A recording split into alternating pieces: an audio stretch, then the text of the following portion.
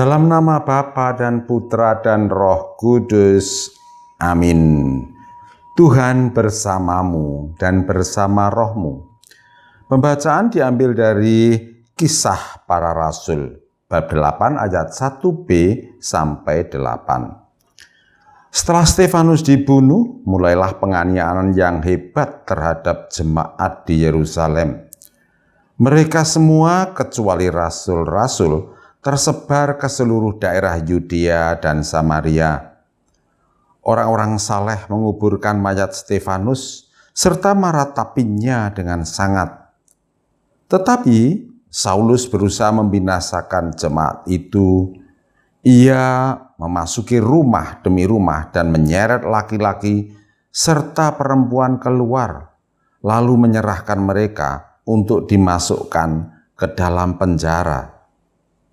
Mereka yang tersebar menjelajah ke seluruh negeri sambil memberitakan Injil.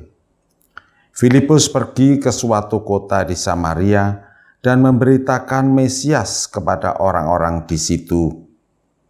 Ketika orang banyak itu mendengar pemberitaan Filipus dan melihat tanda-tanda yang diadakannya, mereka semua dengan bulat hati menerima apa yang diberitakannya itu.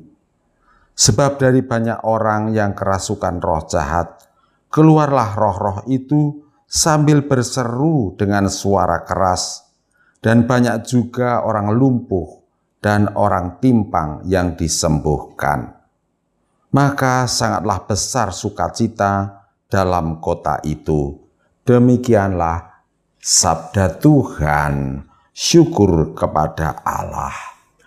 Saudari-saudara yang dikasihi Tuhan dan yang saya gemateni, renungan saya pada tanggal 21 April 2021 ini berjudul Merkengkong. Bacaan diambil dari Kisah 8 ayat 1b sampai 8. Sebelum pandemi, Bu Eva mengusulkan piknik ke Bali untuk anggota PPKK. Peminatnya banyak sekali, sampai-sampai rencananya hanya menyewa 1 bis menjadi 2 bis. Pembicaraan sudah berulang kali dilakukan, tetapi selalu saja mentah karena ada 2 orang ibu yang suka rewel. Bu Agustin akan batal ikut kalau tempat duduknya di bis tidak jadi satu dengan Bu Mukidi.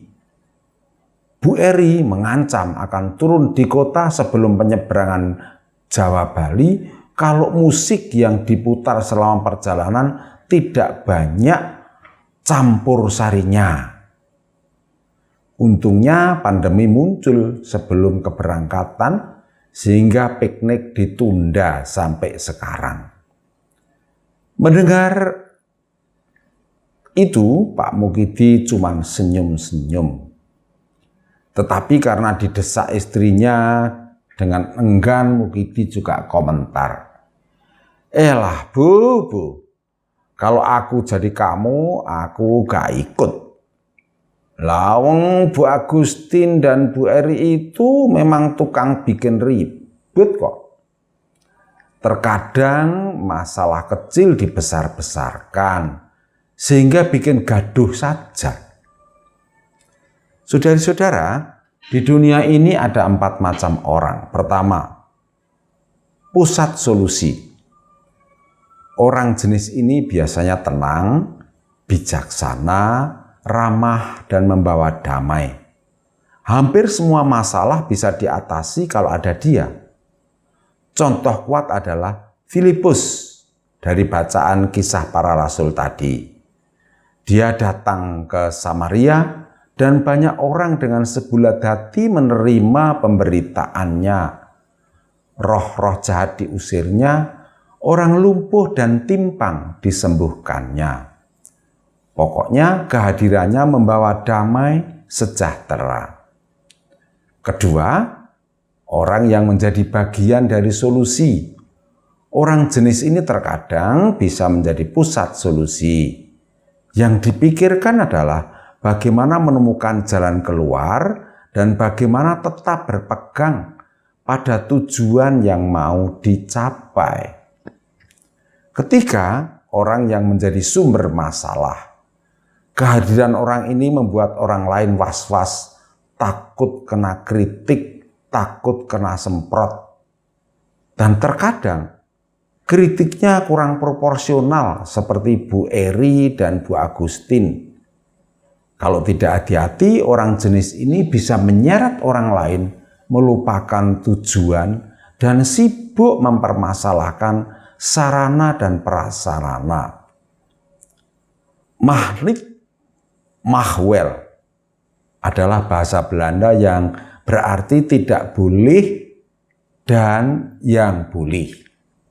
Lalu entah oleh siapa muncul pantun atau parian bahasa Jawa, magnit mahwel, perkara cilik digawe rewel.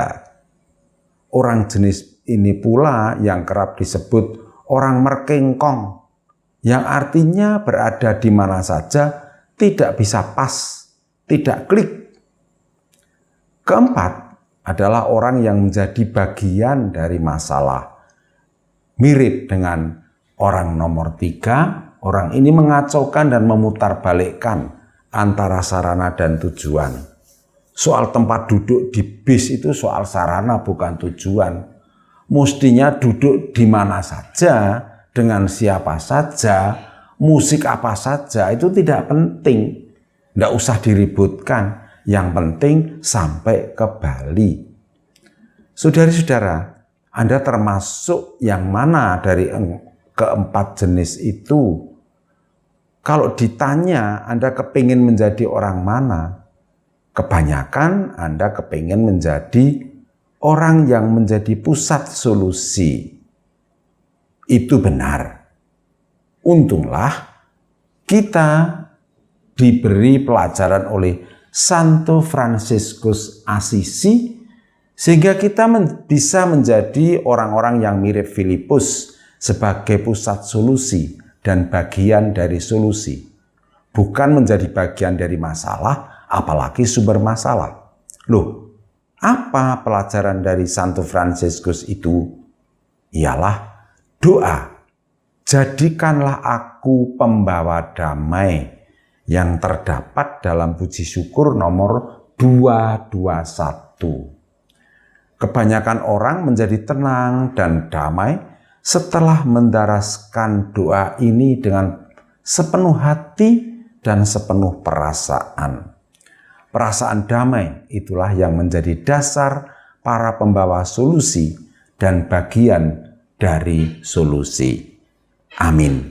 Kemuliaan kepada Bapa dan Putra dan Roh Kudus, seperti pada permulaan, sekarang, selalu, dan sepanjang segala abad. Santa Maria Fatima, doakanlah kami. Dan semoga kita selalu mengalami berkat Allah yang Maha Kuasa, Bapa, Putra, dan Roh Kudus. Amin.